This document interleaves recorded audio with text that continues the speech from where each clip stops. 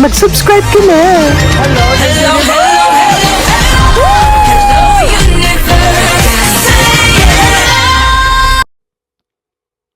Hello mga buweks! Magandang araw sa inyong lahat. Galaw-galaw para hindi ba pa imburnal. Hello sa ating mga subscribers dyan. Ganun din sa ating mga new subscribers. Welcome to Parade of Beauty! If you are here today, welcome to the new era of beauty. Beauty is in you. O, Jimba, kamusta naman kayo mga buweks? Ayan, naka-move on na ba ang lahat? Siyempre, hindi pa, di ba? Ako nga, hindi pa. Paus na paus pa rin ako. Charito, ano ba yan? Nakakaloka. But anyway, hello po sa mga nanonood dyan. Ayan, 1 million viewers natin dyan. Please don't forget to subscribe to my channel. Click your notification bell para mas updated kayo sa ating mga chika everyday and night sa mundo ng pageantry. And please like this video. Thank you sa mga nag-like sa inyo. Sa mga hindi, ayan, may stroke kayo maya-maya. Charito. So anyway, mga buweks, ito, umpisahan na natin, no? Siyempre, hindi naman maikakaila sa inyo na ang ating reynang si CJ Opiasa ay talaga namang tinanghal na Miss Grand International 2024. O, Jimba? Ang charay ng plot twist, di ba, ng Miss Grand International.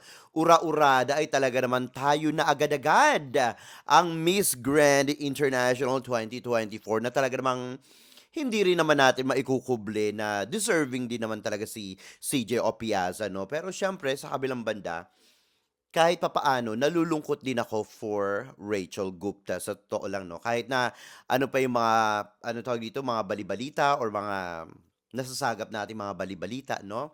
Or yung mga anomalya na kanyang kinasasangkutan, syempre nakakaawa din siya, no? Syempre pinaghirapan niya rin yung kanyang titulo. But anyway, ganun talaga, sabi nga nila, bilog ang mundo, 'di ba? So, pag ayaw na talaga sa'yo ng empleyado mo, ipapaimburnal ka na lang, syempre, 'di ba? Kasi nga syempre, lalo na kung wala ka ng silbi, 'di ba? So, ganun talaga. Kung wala ka ng silbi sa kanila, di ba? Siyempre, bakit ka pa naman nila ikikip, no? But anyway, nakita nga nila ito kay CJ Opiasa, kaya naman talagang ang Pilipinas ay nagdiriwang ng bonggang-bongga dahil dito kay CJ Opiasa, no? Talagang makikita natin ang lahat din ng mga pinaghirapan ni CJ Opiasa ay talagang worth it para dito sa Miss Grand International Organization at deserve niya yan. Deserve niya yan lahat mga buweks, no? So, pasensya na, nakadikwatro ako para akong lumiit. Bumaba ang beauty ko. But anyway, eto nga. So, sa social media kahapon ay bumuga. Siyempre, nakita yan ng ating mga netizens, no? Ang mga pageant fans sa buong mundo. Etong si Safi or Safie, no? Ang kanyang pangalan si Miss Grand International. Ayan, third runner-up, no?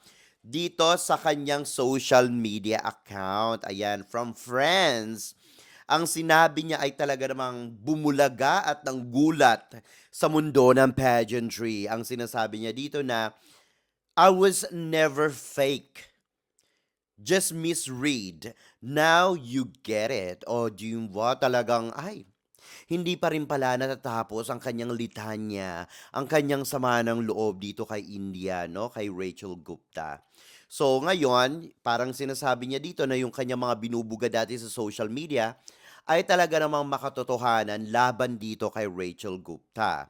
So obviously, meron talagang hindi pagkakaintindihan itong dalawang ito at sinasabi nga nito na meron talagang something dito kay Rachel Gupta. Well, ayan, hindi naman natin alam kung ano yun, no? Kasi nga, syempre, hindi naman natin nakita kung ano talaga yung naganap sa kanila. But anyway, may pinagsamahan naman sila at parehas silang reyna ng Miss Grand International. I really do hope one day ay maayos ang lahat sa kanilang dalawa. Kasi sayang naman yung pinagsamahan nila, no?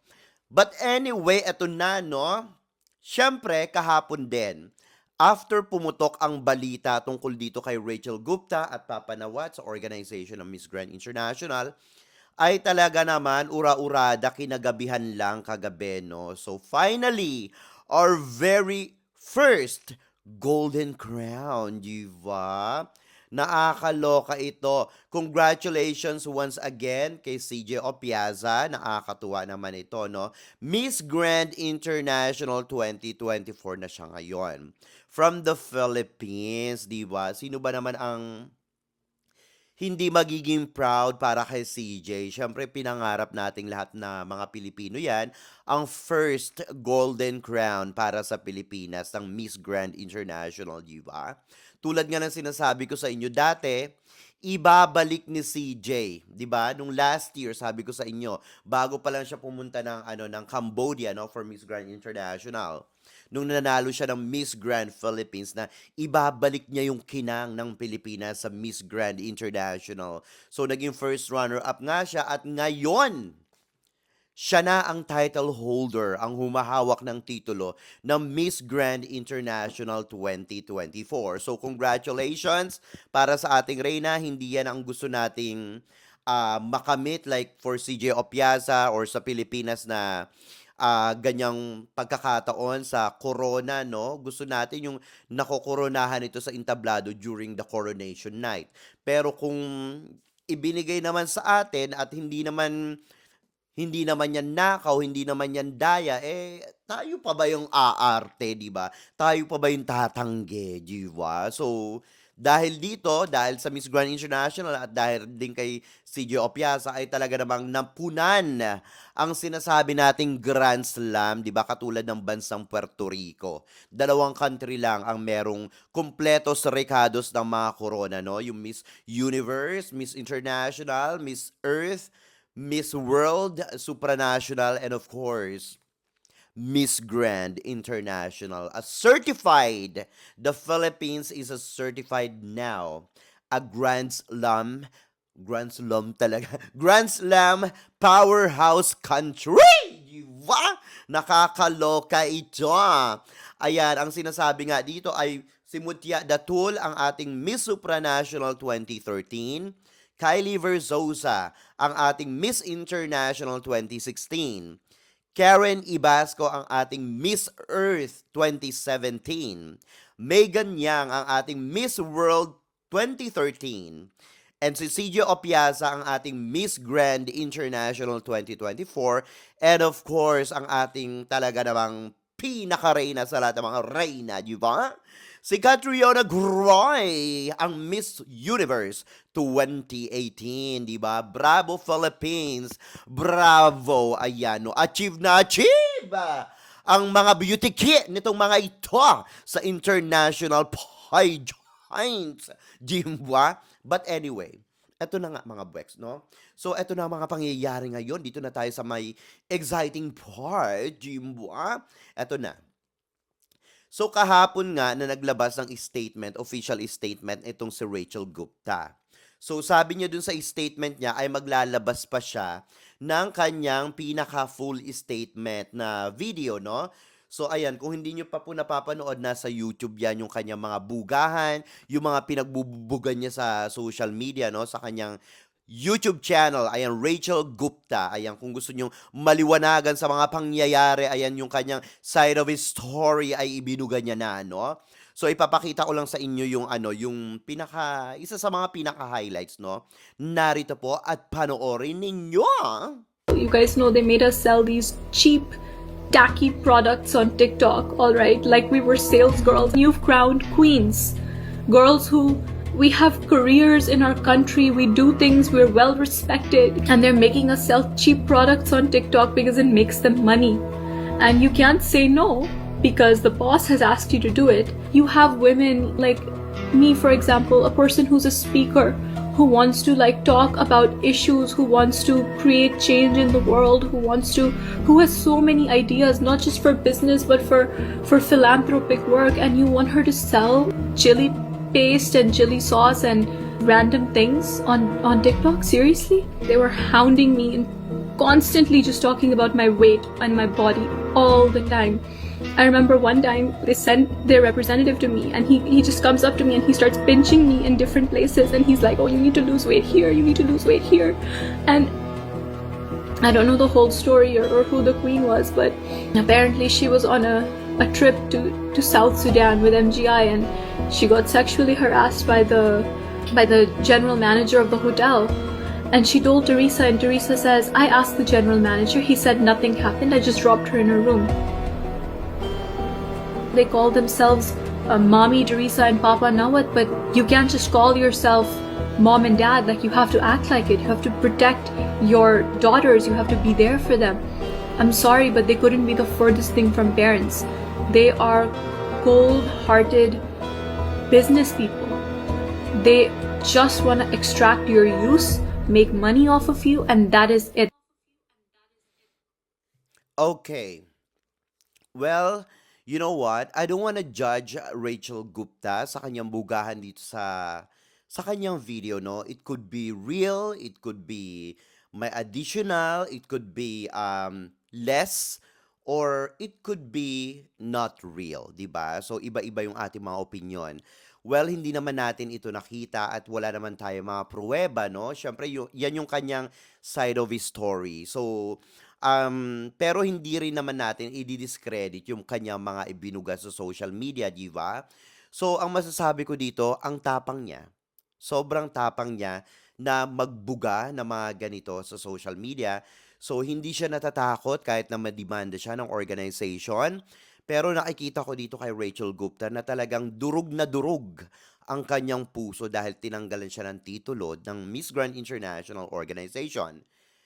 Pero ang napansin ko dito ay medyo redundant yung kanya mga sinasabi na medyo paulit-ulit.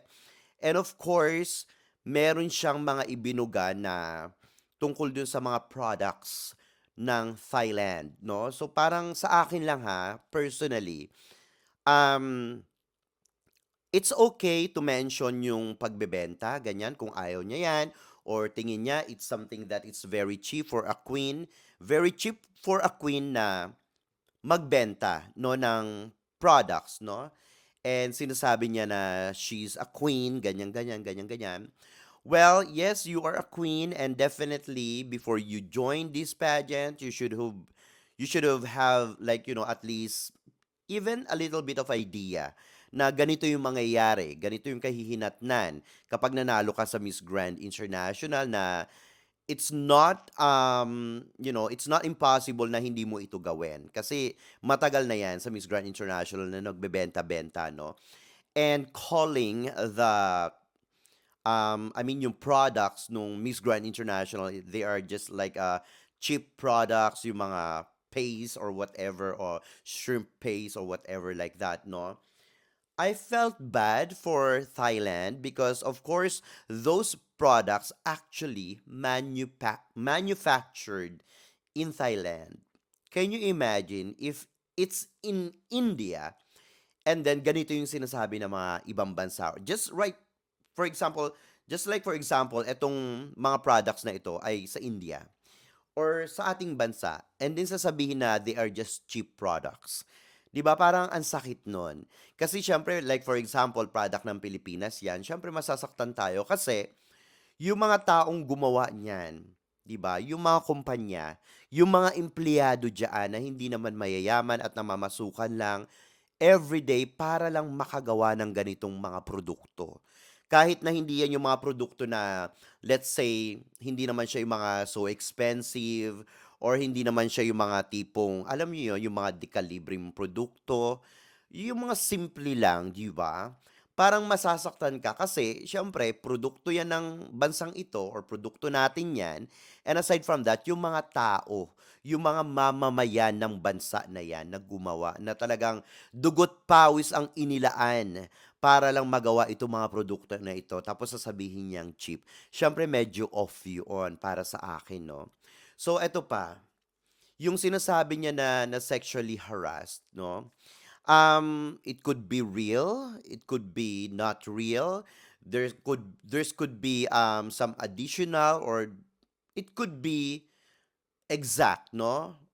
Kung ano yung mga naibuga ni Mama Teresa, yung sinasabi ni Rachel Gupta. Well, hindi natin alam. We don't have any idea kung ano talaga yung totoo, di ba? So, pero hindi natin siya i-discredit si Rachel Gupta sa mga bugahan niyang ito. Pero I believe parang this is kinda out of context na parang binuga niya pa to sa social media na baka mamaya wala naman siyang, anong tawag dito, concrete na, alam niyo yun, na pagpapatunay para dito sa mga sinasabi niya na pwedeng may balik sa kanya, no? Kasi ang dating dito parang, o hindi parang kumbaga dinadab niya na si Mama Teresa, pati si Papa Nawat and yung organization, di ba? So sana lang yung mga buga niyang ganyan, sana merong makakatulong sa kanya to prove kung ano ba yung mga totoo, kung totoo ba yung mga sinasabi niya. Kasi ang Miss Grand International, alam naman natin na si Papa Nawat at ang organization ay pati yung Thailand government, no, merong pagmamay-ari dito sa Miss Grand International. Kumbaga, ang binabangga dito ni Rachel, hindi lang yung organization, hindi lang si Papa Nawat, hindi lang si Mama Teresa, kadamay pa dyan yung mga staff, di ba? Lalong-lalo na ang gobyerno ng Thailand. So ngayon, bigatin, big time ang binangga ni Rachel Gupta dito sa mga galawan niya. And the organization and the government of Thailand, I mean, definitely can use this against her, no? So sana pinag-isipan niya maigi yung mga bugahan niya kung talaga mga totoo ito. At sana yung balik sa kanya, ay nako, I mean, I feel so sorry for her for being dethroned sa Miss Grand International as Miss Grand International 2024 title holder. Pero I don't know if makakatulong ito sa kanya in the future or very, very soon, no? Sana maging maayos ang lahat. I really do hope maging maayos yung lahat between the organization and, of course, Rachel Gupta, no? I really do hope everything will go smoothly. Kasi, alam nyo, sa totoo lang, ako personally, kawawa siya dito, mga buweks. Sobrang kawawa siya dito, no? Sana yung mga ganitong bagay dinaan na lang sa korte or sa maayos na usapan instead of doing this in social media, di ba? Kasi may balik yan.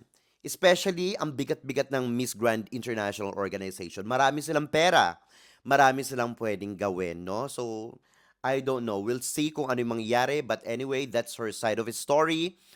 Hihintay natin yung side of the story ng Miss Grand International Organization through Papa Nawat. But anyway, kagabi nga sa TikTok nag-live si Papa Nawat at ito naman ang buga niya doon sa post ni Rachel Gupta sa kanyang Instagram account. Panoorin niyo ito. Our answer, I told you, we are terminate you already. I have time when I send the letter to you.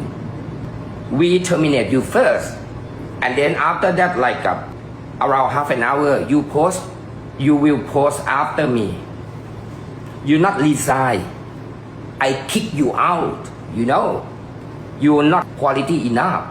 You never beautiful from inside. Even she warning me, if I say something to the social, she will sue me. Coming to sue me, please. Coming now. Coming, please. Coming to Thailand. Nothing for charity. But when you went to Czech Republic to crown Miss Grand Czech, you said 1,000. It not her standard. We must more blah blah blah blah blah blah. Oh, she thinks she's so famous. She thinks she's very popular. You know. If we don't do anything, maybe no country to invite you, Rachel. But they accept because of MGI organization. Me and Teresa always keep talking with the national director. It's very difficult to find anything to you because you're not the real person, one that you spoke to me in the interview room.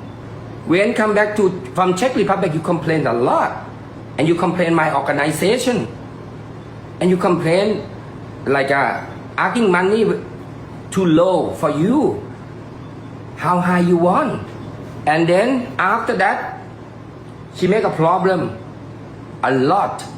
Send a lot of message to Teresa to email everything. I will sharing all the message to you, okay? Maybe tomorrow I will attach all the document that she sent it to me. Send it to our organization in Miss Grand International, another platform. Let everybody look what she said, what she write, what she want, what kind of the word. She's feeling of she feeling like a boss. She order me, she order Teresa, she order everybody. Oh my God! They were coming to work with us. They should pay tax, and she complain. She want to get it all. She don't want to pay tax. The tax 15%, please plus more, and then company pay, organization pay. What? Yeah, she talking like this, so that's why last time when she came to Thailand, she didn't get the money back with her. If she get cash, she can get now, immediately. Nikki, you always behind of the problem. Nikki, National Director of Miss Universe last year. For you, believe me. And Nikki, you always behind of the problem. Nikki, National Director of Miss Universe last year. For you, believe me. From Philippines, who from Philippines watching me right now? Okay, I am very appreciate to your queen, and are taking care. Start from right now, she will take over the winner of Grand International 2024. But we will do the official announcement for you. Please proud to herself for this title event is not complete for 1 year, but do not worry anything. She will take over and do not concern about the next Miss Grand Philippines. Do not worry anything because we not concerned about you get the crown, the first crown. You cannot back to back. In this situation, we are separate. Okay, we are separate. The meaning. Don't worry anything. Okay. She helped me in this moment. Okay, it's not complicated in between the next queen of Grand Philippines because of Filipino, you want your queen win on the stage. Yeah, it's not a problem. It's not a conflict together. Okay. So, tingin ko talaga nakuha na ni Papa Nawat ang puso ng mga Pinoy at ang mga Pinoy ay talagang love na love din si Papa Nawat na ulit, no? But anyway, alam niyo mga Bex, ang nakikita ko dito sa buga ni Papa Nawat, no? It's more on, and ganun din kay Rachel Gupta. It's more on about the respect, yung trust, and then of course yung punctuality, and yung contract especially, and aside from that, more on the money, financial problem. Yun yung parang nakikita ko dito na pinaka main issues talaga, no? Yung mga yon. But anyway, eto po ay hindi pa siya yung pinaka sagot ni Papa Nawat sa video ni Rachel. Eto pa lang yung sagot niya doon sa pinost ni Rachel. Bali, ang sinasabi nga katulad nga nung kutob ko kagabi na nauna pang nag-post si Rachel Gupta sa kanyang Instagram account. And then sinundan ni Papa Nawat, no? So inunahan niya si Papa Nawat. Na parang ang dating yun nga, nag-resign si Rachel. But in fact, actually, Papa Nawat kick her out. So tinerminate siya, no? Hindi siya nag-resign.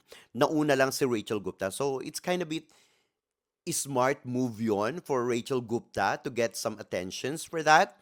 But anyway, si Papa Nawat, syempre, mabilis ito ma-pick up. And then, ayun, kaya talagang pinaliwanag ni Papa Nawat na talagang sinipa niya itong si Rachel Gupta paalis ng kanyang organization. But anyway, naluloka ako mga Bex. Parang, ay nako, nakakalokang mahaganapan ngayon.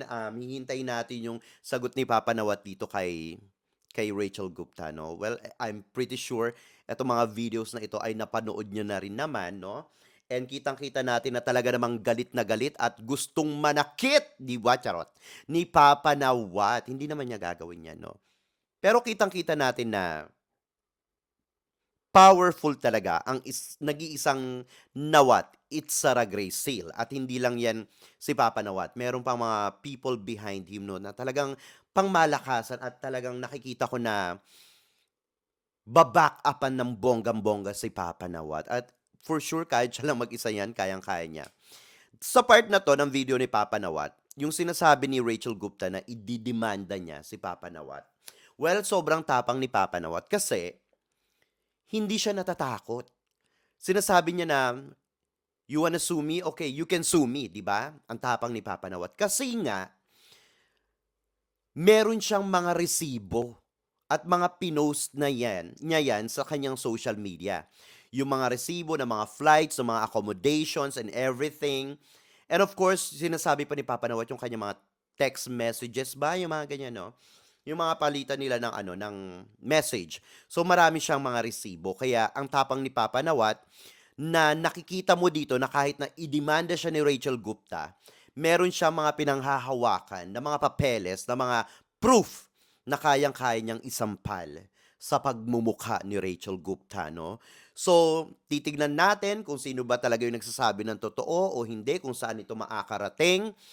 Hihintayin natin yung mga bugahan ni Papa Nawat sa kanyang social media or kaya pag nag-live ulit ito tungkol dito sa video ni Rachel Gupta, di ba? So, but anyway, may mga nagtanong na mga Pinoy tungkol sa sitwasyon ni CJ Opiasa. So, tulad nga sa sinabi ni Papa Nawat, sa atin ang corona ng Miss Grand International 2024. Well, obviously, si CJ Opiasa kasi nga, siya yung first runner-up, di ba? At saka maganda yung relasyon ni CJ Opiasa kay Papa Nawat, ganun din si Papa Nawat kay CJ Opiasa at sa mga Pilipino, di ba? So ngayon, ang pagkakaintindi ko sa sinabi niya, kasi medyo confusing kagabi, di ba? Yung pagkakaintindi natin, or kayo, ako yung pagkakaintindi ko talaga, ito Ito talaga yung pagkakaintindi ko. And then may mga nakita naman na din akong post, no, na similar sa aking pagkakaintindi. So ang sinasabi niya doon, kasi may mga nagtatanong na mga Pinoy pageant fans kung ano yung magiging posibleng sitwasyon ng ating, for example, magiging Miss Grand Philippines 2025 sa Miss Grand International 2025. So, ang sinasabi ni Papa Nawat doon na parang it will not affect or it won't affect yung magiging Miss Grand Philippines 2025 na parang kung deserving talaga ang Philippines na mag back-to-back, ibibigay ni Papa Nawat yung corona sa Philippines. So, yung corona ni CJ ngayon, wala yung kinalaman sa magiging journey ng ating Miss Grand Philippines 2025 sa Miss Grand International 2025. Sinasabi niya doon na if it's possible, kung gano'n, no, if it's possible na may mag-back-to-back sa Philippines, so hindi yun imposibleng mangyari. So ibibigay niya kung ibibigay niya sa Philippines at ibibigay niya ng bonggang-bongga.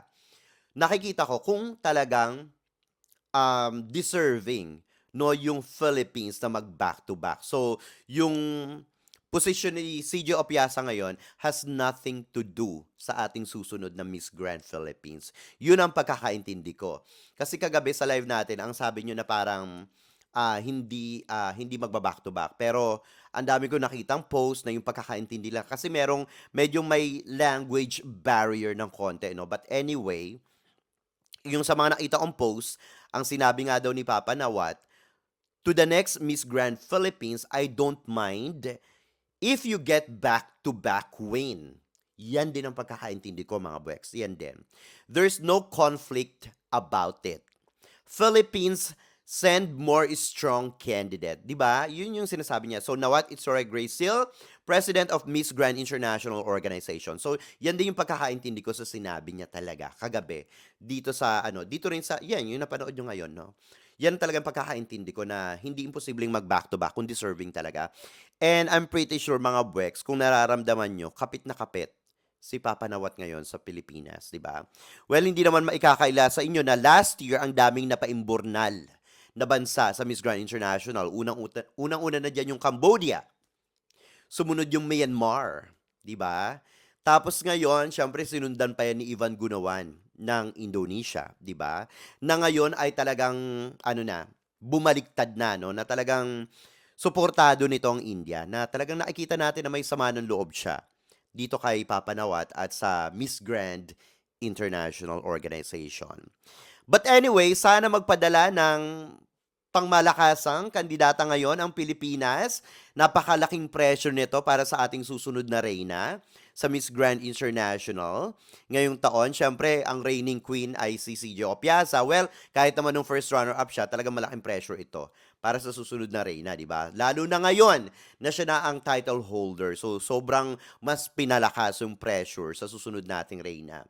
But anyway, tulad nga ng sinabi ni Papa Nawat, kapag strong ang ipinadala nating kandidata, katulad nga ni CJ Opiasa, no? Talaga namang hindi imposibleng masungkit ng Pilipinas ang back-to-back win sa Miss Grand International, no? Since wala pang ang ano diyan, wala pang nagba-back-to-back, no? Baka mamaya dati minimithi lang natin yung Golden Crown, ngayon meron na tayo. Baka mamaya eto na yun, no? Magkaroon ng talagang very historical history sa mundo ng pageantry dito sa Miss Grand International for the Philippines, di ba? So talagang ngayon ay nag-turntable na nakikita natin na ang Miss Grand International ay talaga namang certified with us, di ba? So ayan, sa ALV Circle of Pageant, alam nyo na, di ba? Piliin ng tama kung sino talaga yung dapat ipadala dito sa Miss Grand International 2025 ngayong taon dito sa Thailand, di ba? So anyway mga buweks, anong masasabi nyo dito sa ating mga chika ngayong araw na ito? Mag-ingay kayo sa ating comment section para makita ko rin ang inyong mga opinion. Hanggang sa susunod nating mga chika-chikahan, bye for now mga buweks, and I love you all. Bye! See ya!